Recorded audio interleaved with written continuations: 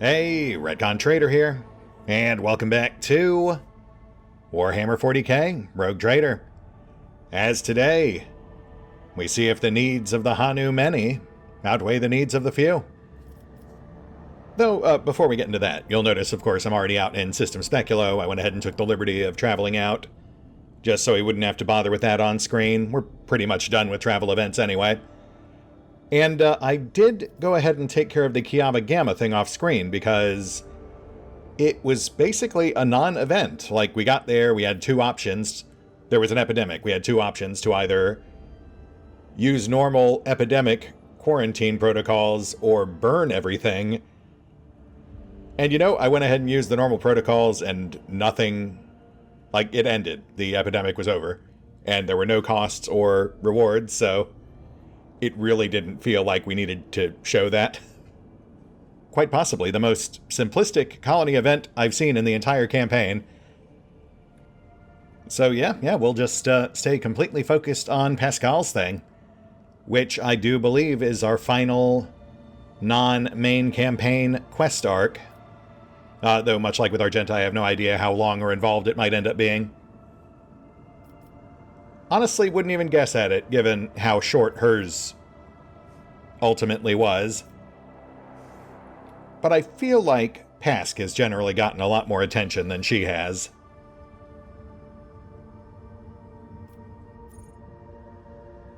Let's see what we got.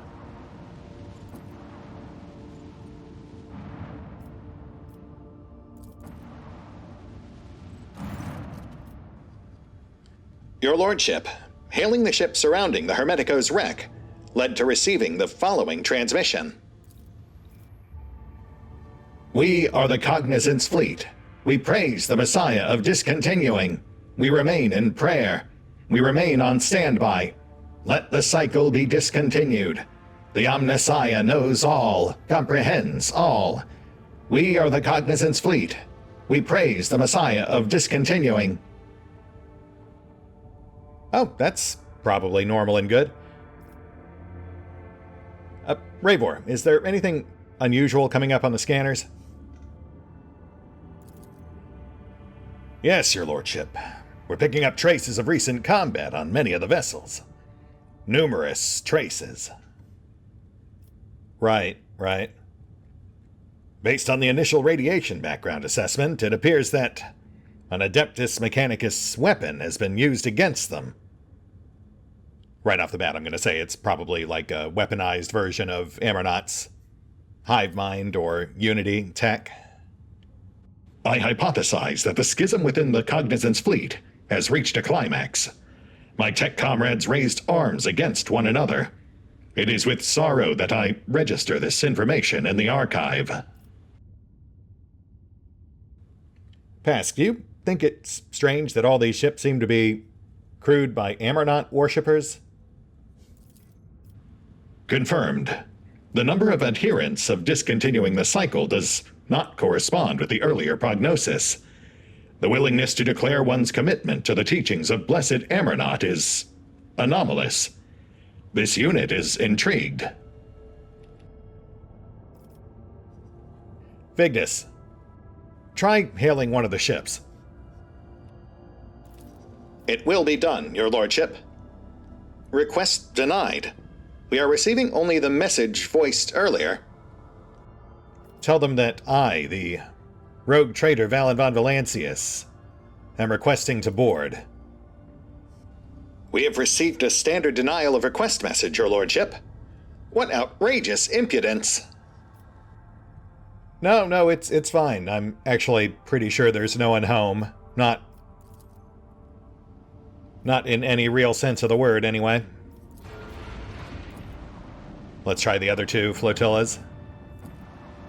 But yes, given the nature of Axiomantha and her sister, the Unificates, I do suspect what we're seeing here is someone weaponizing the technology that was used to create Amernot in the first place.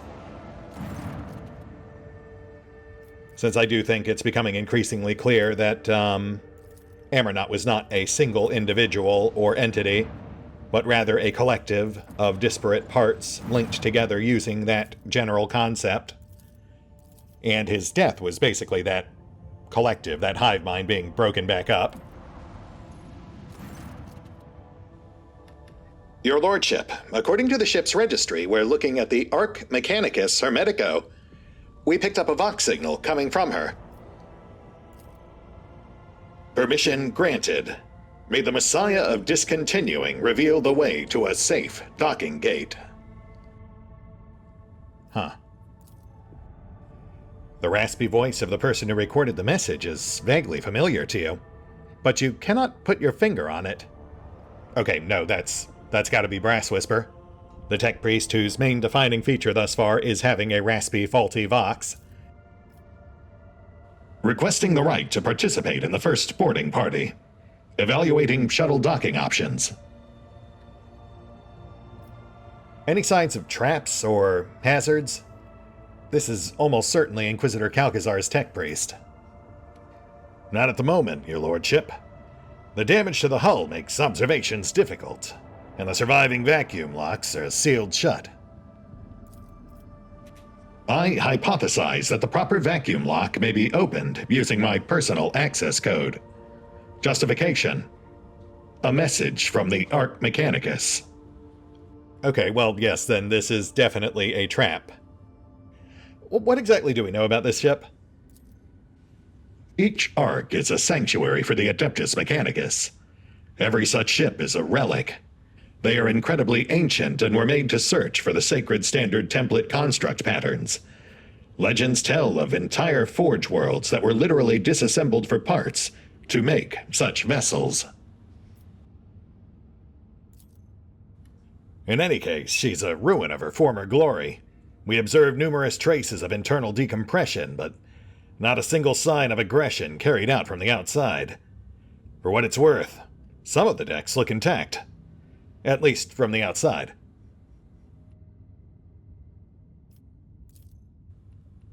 We're also picking up strange radiation emanating from the hull. We believe the ship has been in the processional of the damned for a long time. Okay, well, trap or not, I don't think we're going to learn much more from out here. Pasq, you're with me?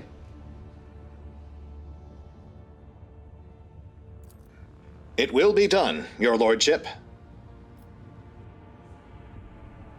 And here we go. Though, Adira, you are not coming. But I think Heinrichs will. Since, as aforementioned, we strongly suspect we've got a member of Calcazar's retinue in there. Heinrichs was a bit of a disappointment with the last run we took him on. But hopefully he'll have more to say this time out. You know, just given that we're coming up on the end of the campaign at this point, I'm trying to tag in characters that feel like they would be the most involved with each particular segment as we play it. In this particular case, Heinrichs because it's part of Calcazar's plot, Pasq because it's his quest, Ulfar because, of course, he was part of the two squads that killed Amernot. And then, you know, Cass and Abby, because I just like having Cass and Abby around. That's pure indulgence. Okay, let's see what we got. The halls of this holy ship feel strangely familiar to me. Is there money to be made? Yeah, I suspect there's a good reason for that, bud. The cogitator screen glows faintly. You take a closer look and realize it has been gutted. Its innards replaced with candles that cast glints on the black plexiglass.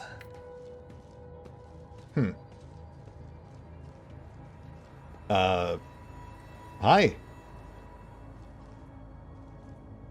You good, or... Tech tribals. Interesting. Oh, tech shaman. Keep your wits about you. Yeah, several that just seem to be frozen in place, which we can't at all interact with. This vessel is furnished throughout with extraordinarily ancient and sacred mechanisms.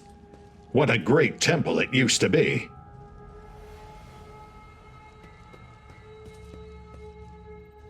The tribesman avoids your gaze and makes a strange gesture, probably some kind of ritual, as you approach. Interesting, interesting. Oh, Pasq. This noble warrior's armor and augmetics are undamaged, and yet they are dead. What killed them? Oh, wow, so not just frozen, but just straight up dead. Dead so fast they didn't even fall over, they just locked up in place. The majestic metal statue is frozen in a menacing, combative pose.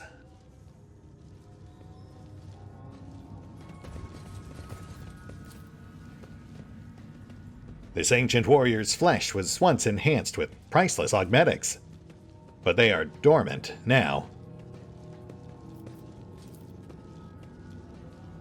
I am registering residual traces of paper combustion inside this cogitator's casing. Did they fuel this repository of knowledge with books?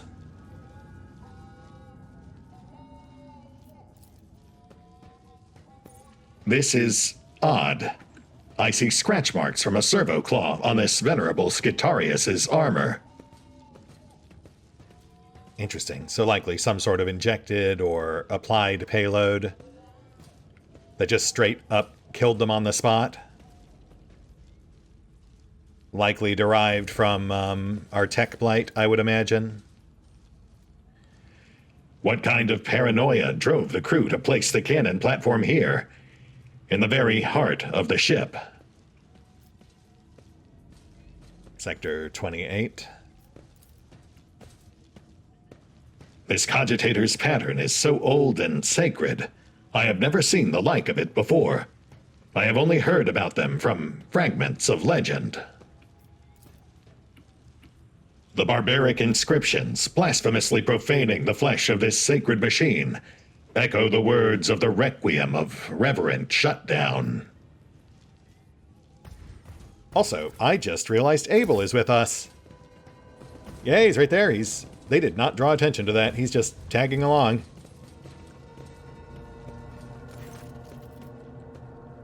The lean, hunchbacked man studies you with a piercing gaze. One of his eyes looks you up and down. The other has been replaced by a bulky augmetic, ancient and adorned with gold, but is deactivated for some reason. He states in a dry voice,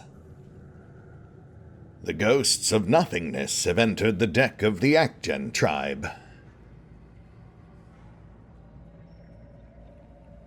Hail, friend. You're the first who's actually spoken to us since we arrived. I'm, rogue trader Valen von Valancius. I mean you no harm. The man shrugs indifferently. His voice is tinged with sympathy. It does not matter. You are ghosts. Oh, interesting. We're kind of getting echoes of the cargo cult back on the storage world. The middle-aged man carries a potentia coil on his shoulders, after the manner of tech priests. It is held in place by straps and is not connected to anything. Its weight has given him a hunched back.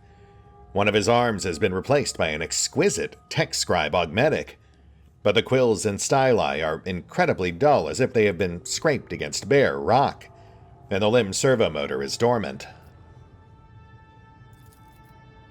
The sight of the mangled augmetic elicits a pained grimace from Pascal. I am registering evidence of precious true flesh being operated in unacceptable conditions. The markings indicate that this sacred metal was fashioned many centuries ago on blessed Mars. Putting it to such crude and careless use is an insult to the Omnissiah. Yeah, I'm not sure they really know any better. Tell me, friend, who are you? You and your tribe both. The undertakers of the world that expired in the great discontinuing of the cycle. The mourners holding an eternal requiem for the universe. Fascinated by the answer, Pascal says quietly, Let the cycle be discontinued. A wan, condescending smile graces the man's lips. It was discontinued a long time ago. Okay, so if I'm understanding this correctly, you believe the world, that everything beyond this ship, has died? This statement is true. The world ceased to exist a very long time ago.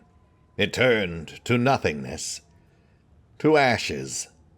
All that's left are these ruins, the last shard of the universe. Its cenotaph.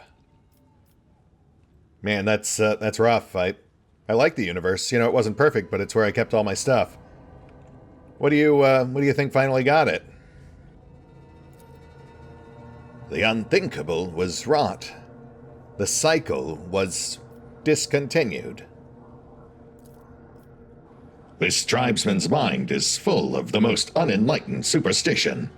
Why does this unit seemingly know less than some primitive barbarian?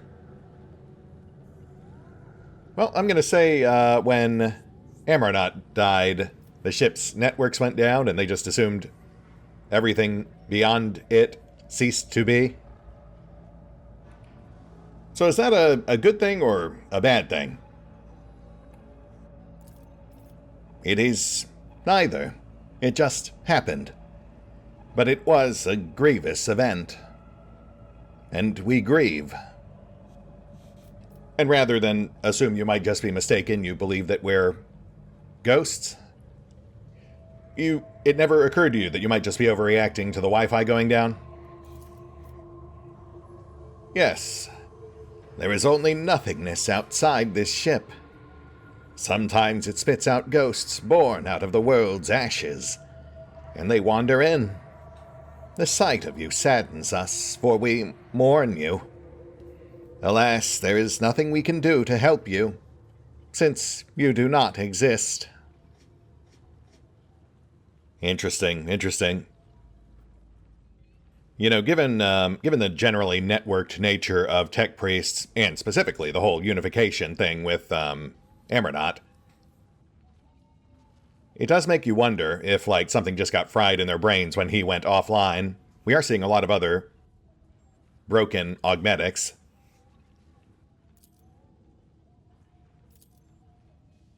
The man sighs and makes a sign with his hand that is vaguely reminiscent of a tech priest gesture to ward off evil. Pasq, thoughts? Hypothesis.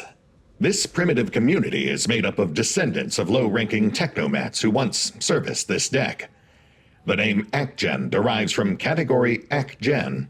Ak stood for the Acolyte category, which serviced the main decks.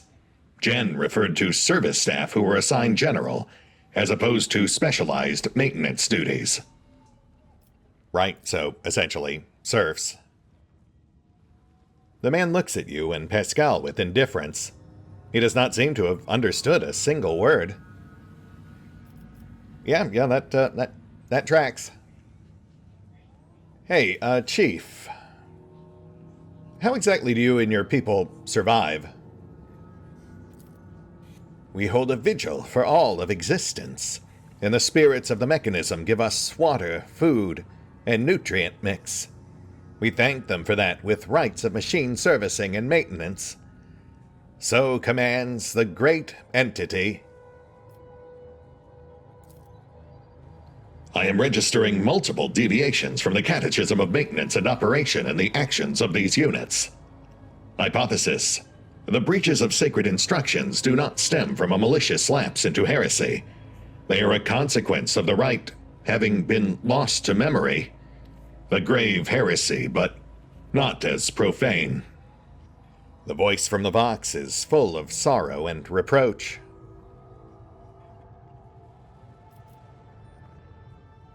What's all this about a great entity? The supreme deity, the spirit of wisdom and revelations.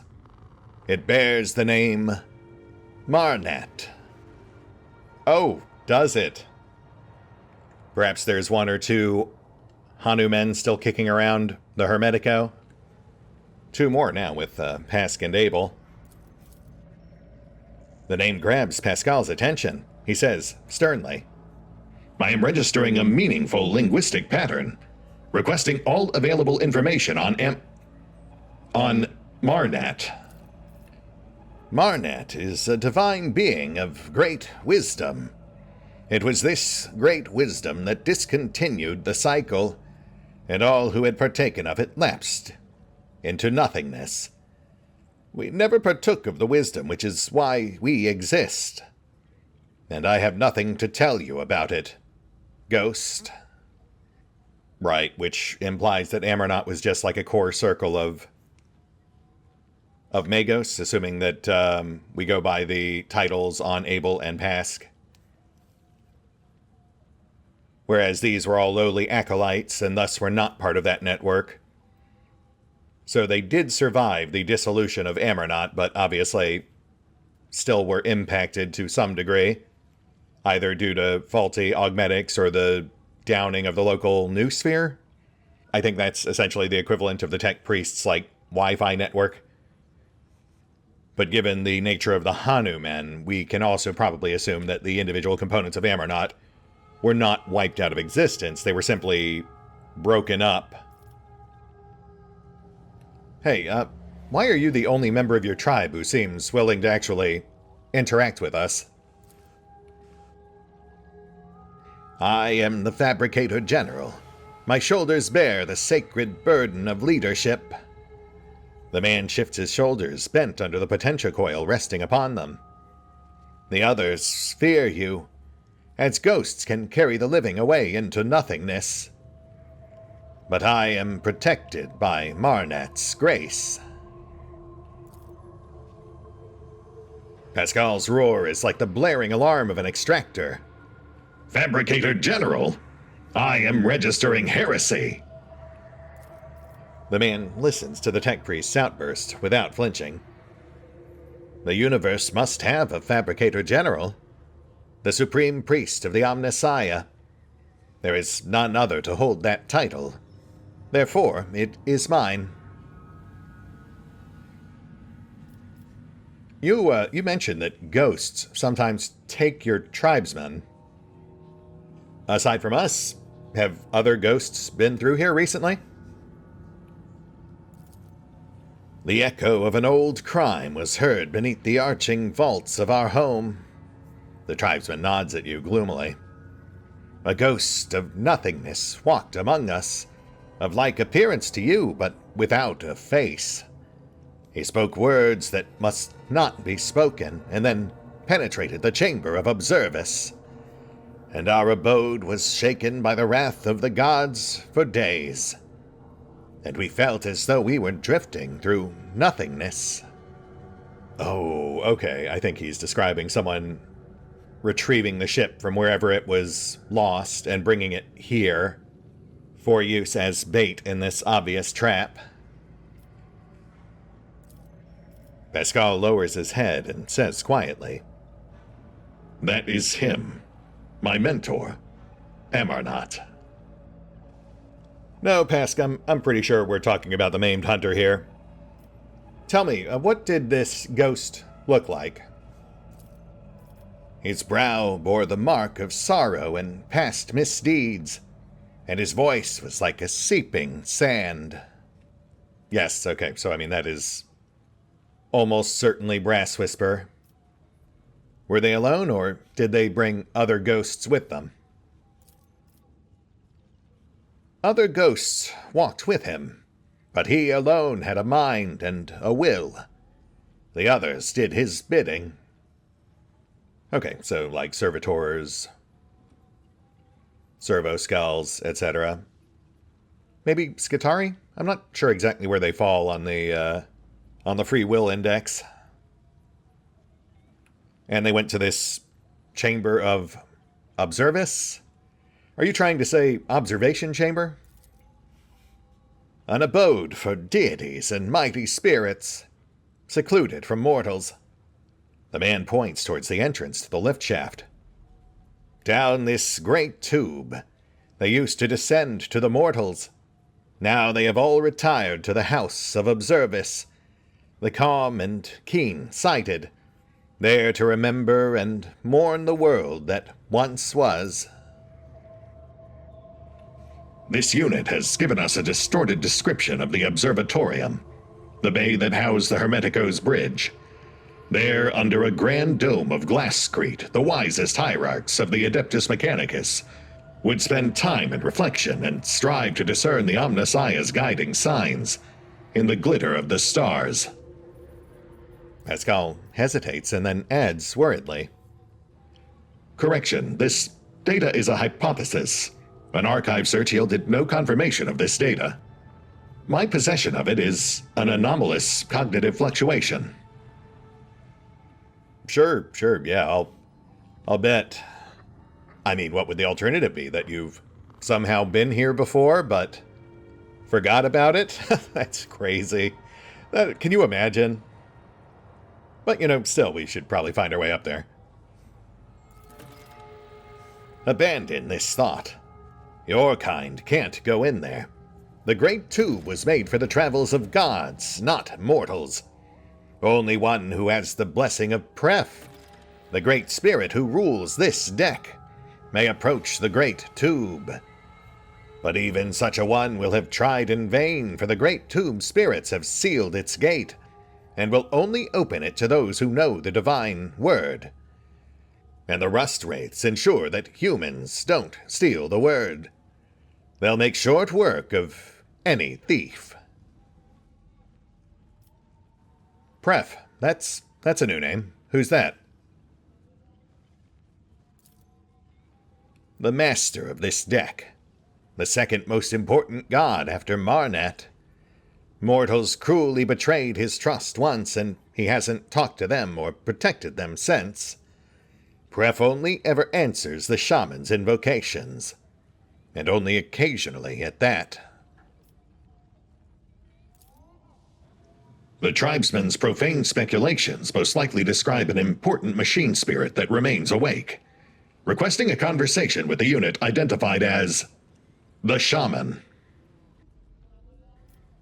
Yeah, don't sweat it, bud. We saw him on the way in. And we need a password for the tube. Words command all of existence.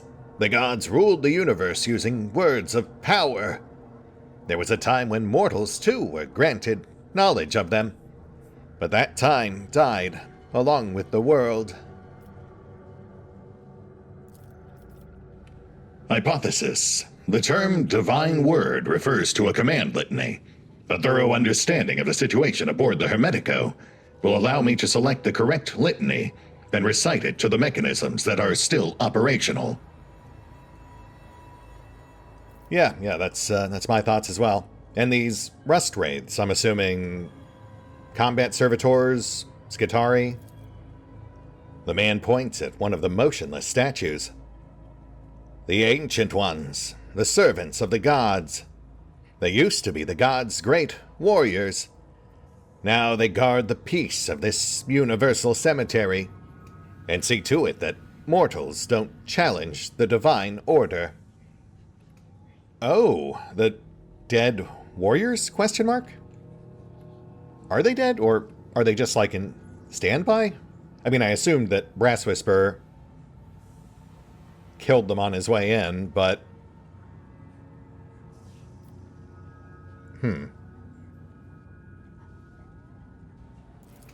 The Skitari, the deck guard. These immortal servants are an elite detachment of the crew blessed with the most ancient and wondrous augmetic enhancements. They could survive in a sleeping state for centuries even. After a brief pause, a whisper comes from his vox. Their presence here is unusual. Typically, the immortals only leave their storage chapel on special orders from the bridge.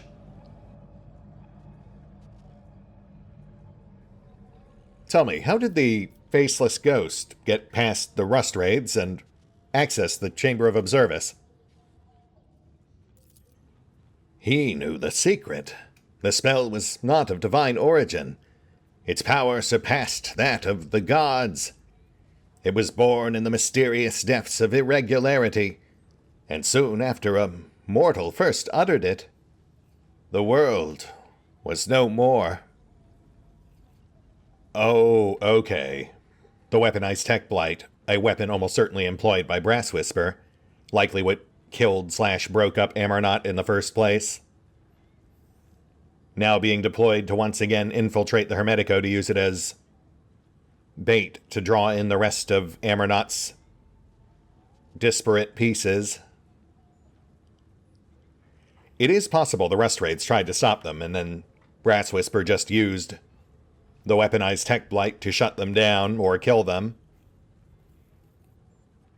They were likely deployed at Marnat's command to stop the intruders, with Marnat likely being another Haneumany, but probably dead now.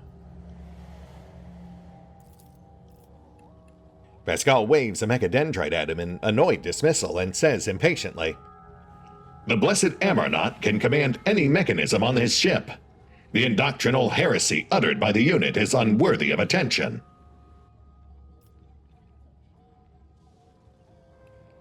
Oh yeah? You seem awfully sure about that, Pasq. You speaking from first-hand knowledge, or is this just another cognitive fluctuation? The tech priest is taken aback. He pauses to think, then says with no great confidence, This statement is false. Each of the hypotheses was logically deduced from our present situation. Sure, bud. Sure. We'll just leave it at that. Don't seek to enter the god's abode, Ghost. It is no place for you. I mean, based on your own interpretation of reality, I feel like Pasq here might actually be one of your gods. Able to, though he has been very quiet thus far. Farewell, Ghost. I hope nothingness summons you back into its embrace soon. Yeah, me too. Me too. Existing is quite burdensome at times. We could all use a little nothingness every once in a while. Always keep your eye on the price. Let's scope out the right side real quick, then we'll swing back and chat up the shaman. The bay was breached from the inside.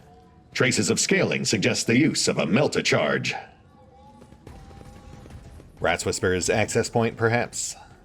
Would explain the presence of the Skitarii just inside. I recognize the pattern of the chant.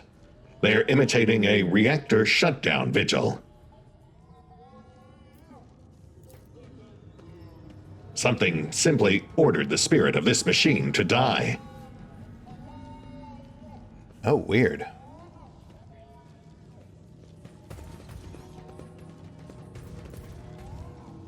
The handprints and footprints indicate that the locals have turned the sacred unguent tank into something like a ritual font. Hot brothers, Ooh, nice. take heed. Yeah, I think the big thing we have to remember here is that Brass Whisper was probably here twice. Once to kill Amernot way back when, but then again now to set this trap. Heavy lifters. The wearer gains plus 30 strength. If the wearer has not moved the previous turn, their range attacks with heavy weapons deal 50% more damage until the end of the turn. Which would be nice if we really used much in the way of heavy weapons, but we don't, outside of Argenta. And she's better off, I think, with her recoil gloves. Mark 8B3-5 Filter Gas Mask. Plus 25 athletics and becomes immune to toxin. Fun, but not really something we need, I think. We're already 200 plus on athletics, so we're not really hurting there. And immunity to toxin would be very, very situational. Would have mainly been useful against the Drukhari, but it does seem like we're well past them at this point.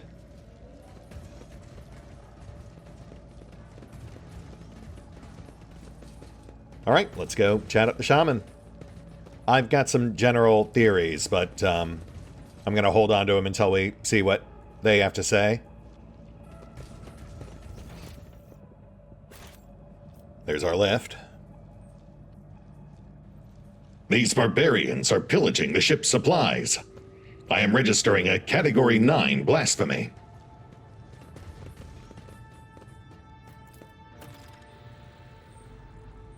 I am registering evidence that a Volkite carbine was fired here. I am registering a protocol violation. Use of weapons by Adeptus Mechanicus soldiers inside one of the ship's bays. Now everything is clear.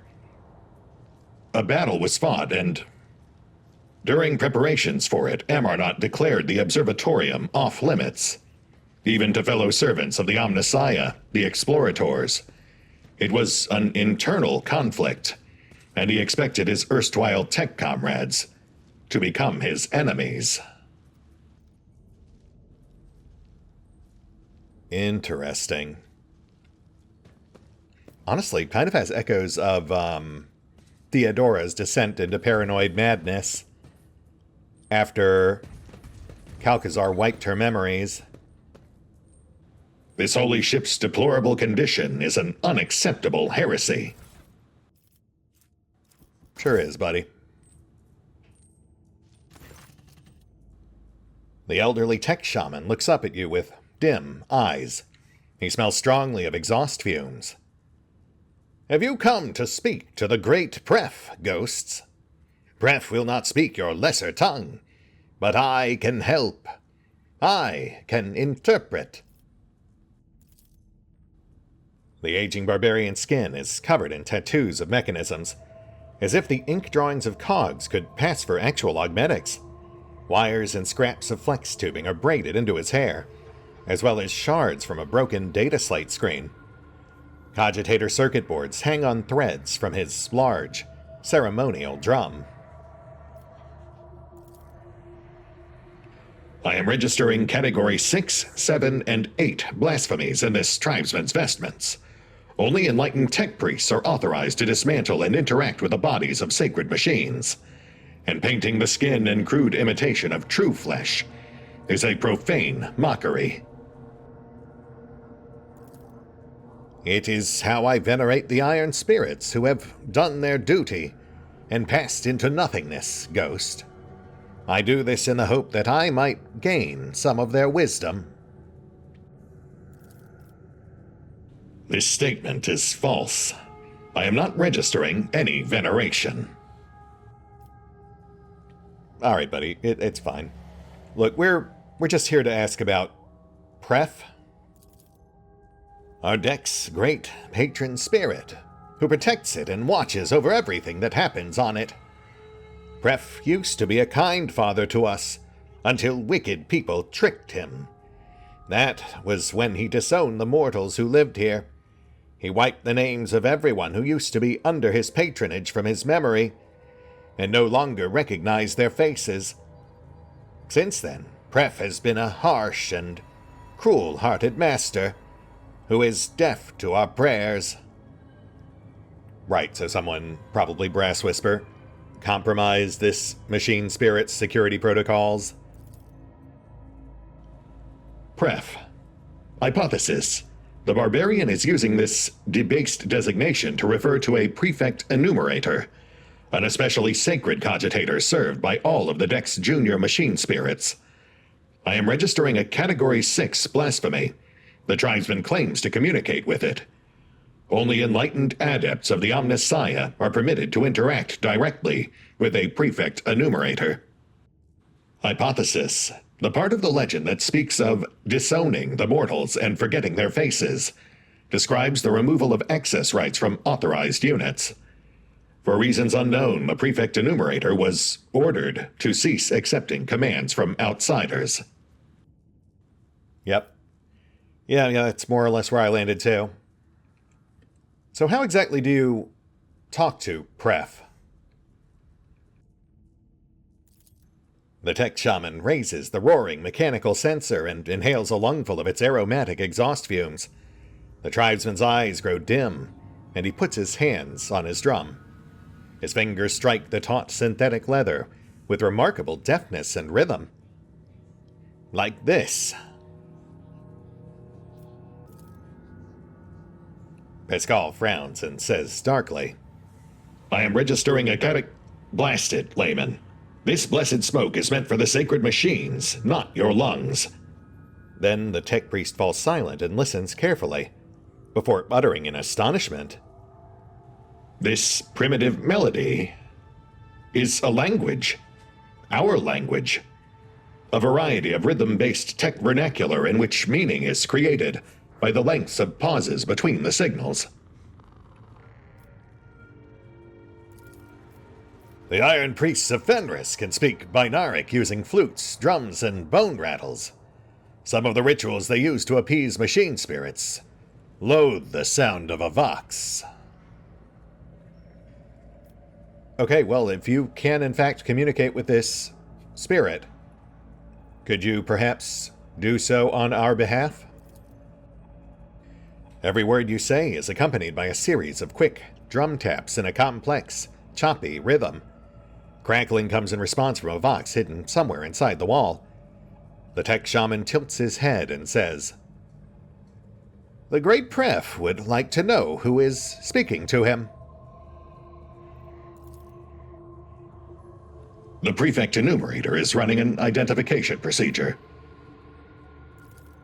Given existing data on the machine spirit's refusal to follow orders within the chain of command, I predict the standard identifiers will be assigned a low priority. Yeah, that's probably true, but given that this thing is communicating in Binaric, wouldn't it be simpler if we cut out the middleman and just had you talk to it directly? Minimize the chance of misinterpretation by our friend here.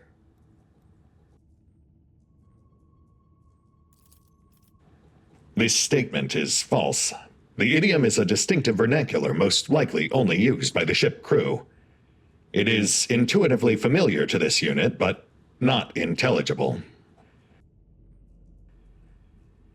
All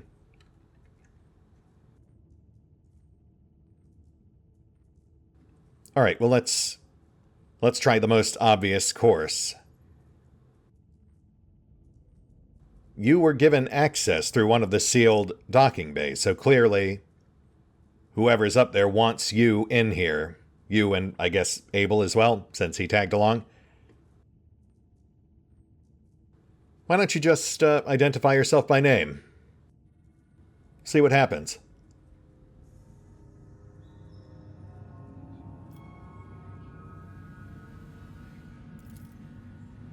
This unit is Magos Explorator Pascal Haneumany, a member of the Cognizance Fleet, presenting doctrinal compliance and algorithmic obedience certificates. The indicator on Pascal's neural cogitator glows. New data lights up Pascal's new spheric aura that no layperson can see.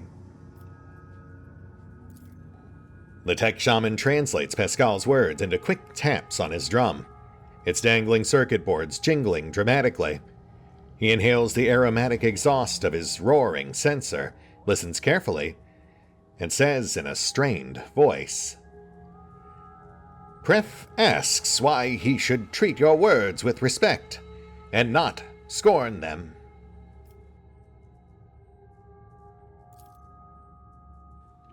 Pascal's voice becomes dry and bristly. The machine spirit is requesting to know this unit's access privileges. It refuses to submit to a stranger's will without a compelling reason. Machine spirits can be capricious and undisciplined. After years without sanctified maintenance, this one may have forgotten all about obedience. Normally in cases like these, a tech priest would bring the wayward spirit to its senses with a shock from an electric prod, or a blow from a wrench, accompanied by a litany of uninterruptible obedience. Oh, so percussive maintenance, gotcha. Well, we might hold off on that for the moment. But it is an option. The skill check did explicitly point us towards it. This whole ship is falling apart. You're sure this isn't compelling reason enough? The hypothesis is of merit.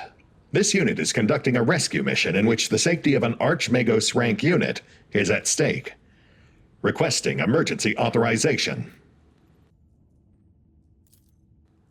The tech shaman translates Pascal's words into a sharp staccato of drum taps, then nods with an important air and says, "Pref inquires why you are seeking his friendship." Hypothesis. The Prefect Enumerator's request is to be interpreted as, what is the purpose of your visit?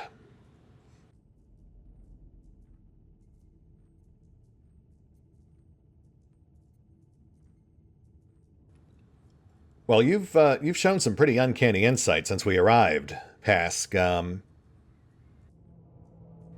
I feel like perhaps you already know the answer to that.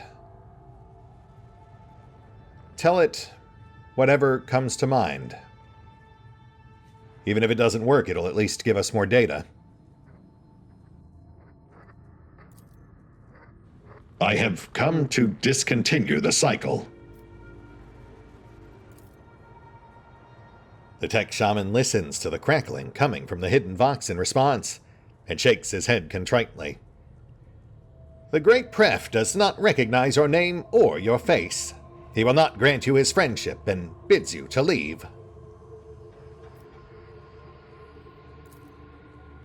Pascal's vox hisses angrily, and he shakes his head. The Prefect Enumerator's reaction is anomalous. Such disregard for regalia can only be explained by a protocol signifying an extreme degree of danger to the vessel. Right. Full lockdown, we already got some hints of that.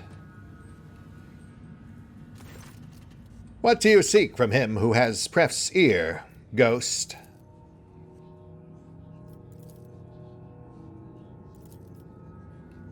Aha, okay, so we can try again. Pasq, try, I know you might not be comfortable with it, but try identifying yourself as the Messiah of discontinuing. That might give us some leverage if this thing's still loyal to Amernot. This unit is Magos Pascal Haneumany. He hesitates a little, then adds, Some identify him as the Messiah of discontinuing, although that statement is false. Smooth. Well done. The tech priest translates, then looks back to Pascal. Pref asks why he should treat your words with respect.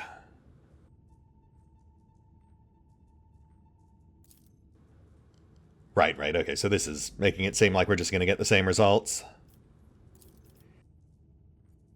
And once again, it is pointing us towards percussive maintenance, which I'm loath to do because, like, these guys worship the thing. I feel like if we start beating on it, even if it does work, it'll also turn the local tribesmen hostile. Try leaning on your rank, see if that gets you anywhere. Pascal nods and enunciates. By my power as a Magos Explorator decorated with 4 1-grade promotions and an entitlement to Category 3 Sacred Augmentation, as well as likely the only active ordained tech priest of the Adeptus Mechanicus aboard this void ship, I appoint myself this vessel's supreme hierarch. Pref once again inquires as to why you are seeking his friendship. You know what? You still identified yourself as Pascal Haneumany. Try name-dropping Amernot. See if that shakes something loose. I am following the orders of my mentor, Archmagos Amernot, and correcting a mistake made decades ago. The tech shaman bows his head, sneers and rasps, much like the crackling box. You speak, but the great Pref isn't convinced that he should listen. He chooses to remain deaf and indifferent. Interesting.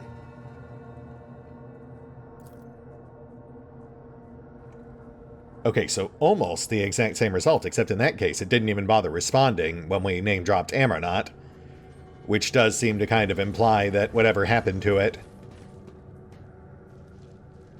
involves specifically perhaps locking Amronaut out of the system? Out of the systems of his own ship? I mean, we could potentially interpret that in multiple ways. Either Brass Whisper trying to lock part of Amronaut in for some reason, or Amronaut trying to lock people out. I mean, we have signs of Brass Whisper making a violent entrance. The breached bay door, the abruptly killed Skitari, you know, frozen mid-combat pose. The mention that he used a forbidden word to access the turbo lift to the gods. And, I mean, at this point, it really does seem like our only two main options are to either try to interact with the Cogitator directly, to presumably hack it or otherwise bargain with it, using what we've learned, or to use violence, which really does seem like it's a bad idea, since, again, that would almost certainly provoke hostilities with the locals, which I'd rather avoid if we can, even if they are pretty hopelessly lost. Though I will say, you know, as intriguing as this scenario is, they did kind of take some thunder out of it by essentially recycling some of the concepts for use into the cargo cults back on the storage world. Though I suppose there's also, you know, layers of the Forest Tribe back on Caligos Winterscale's world, which would have had to take place before this in the campaign, since we couldn't actually come out here and do this until after both of our rival rogue traders had been dealt with. That said, regardless, given that this will almost certainly provoke a fight one way or another, I think we've got to call it here. We'll hit the pause button for now. I'll do another lap around the map just to make sure we're not missing anything. And we will pick up here next time. See you then.